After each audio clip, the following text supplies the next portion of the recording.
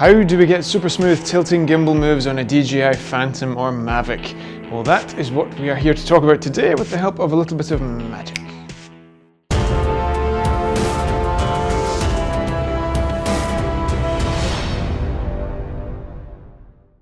Hello, my name is Stewart Carroll and welcome to Drone Film Guide, the channel where we learn to fly like filmmakers. Now welcome to our glorious Glencoe studio. This is actually Glencoe behind me. I promise I am not standing in a room of my house with a big curtain behind me.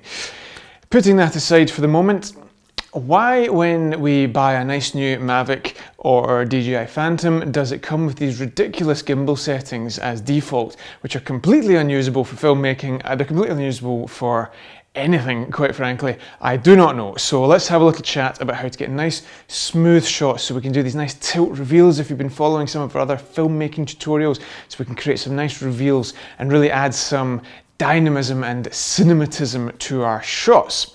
Let's jump into the computer and see how we get on.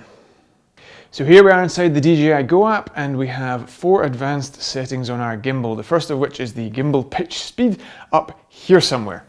Now we have ours set to 11, you may wish to do the same, you may wish to set it to 10, 12, something like that. But somewhere in this level will give you a nice controllable speed of the gimbal pitch. It's nothing more complicated than the speed at which the gimbal tilts up and down, and for it to be controllable with the wee wheel that you have on your controller, you want it to be nice and slow. Not too slow, but certainly not too fast.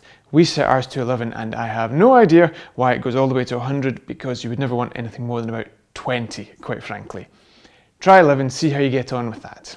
The second setting up here somewhere with the little green slider, the name of which I have forgotten, allows you to tilt the gimbal upwards of horizontal to a maximum of 30 degrees. Now, this is an absolutely fantastic setting that we switch on. It creates a huge number of creative opportunities, certainly when you have the camera down low and you can tilt it up and then rise the drone up and fool the viewer into thinking that you were in a ground camera before and then all of a sudden you're in the air. Yes, you might get the propellers in the shot a little bit, but you can crop that in, or if you use a 2.35 to 1 aspect ratio letterbox, you can even just cut them out with the black bars at the top and bottom. Either way, whatever you do, it's not a massive issue and you can create these awesome shots. In the past, the fact that the camera was always pointed down on a drone was a guaranteed sign that you were flying a Phantom 2 and not an Inspire. You know, it was very difficult to fake those shots. The camera had to point down. Now you can point it up. Why you wouldn't want to take advantage of that, I do not know. It is awesome. Switch it on. The third setting, gimbal pitch smoothness, around about here, or here, or here, I don't know. Somewhere around here. Gimbal pitch smoothness, very important setting. It controls the roll off at which when you take your finger off the dial on the controller, the gimbal comes to a halt. Now you don't want it just to go dink to a hard stop. You want it to gradually roll off, and it's a fantastic function in the app that you absolutely want to use. We've got it set to 20. We've played around a lot with these settings and this is a combination that works well for us. You might find something a little bit different for you, but if you don't have a clue what you're doing, start with these and see how you get on. The final setting, setting 4, enable gimbal synchronized pan follow, I believe it's called. It's by default it's switched on. If you've ever had the Phantom sitting there on the ground not flying and you waggle the yaw stick from left to right, you'll see that the camera moves. And that's what this does essentially. If you switch it off, the camera doesn't move.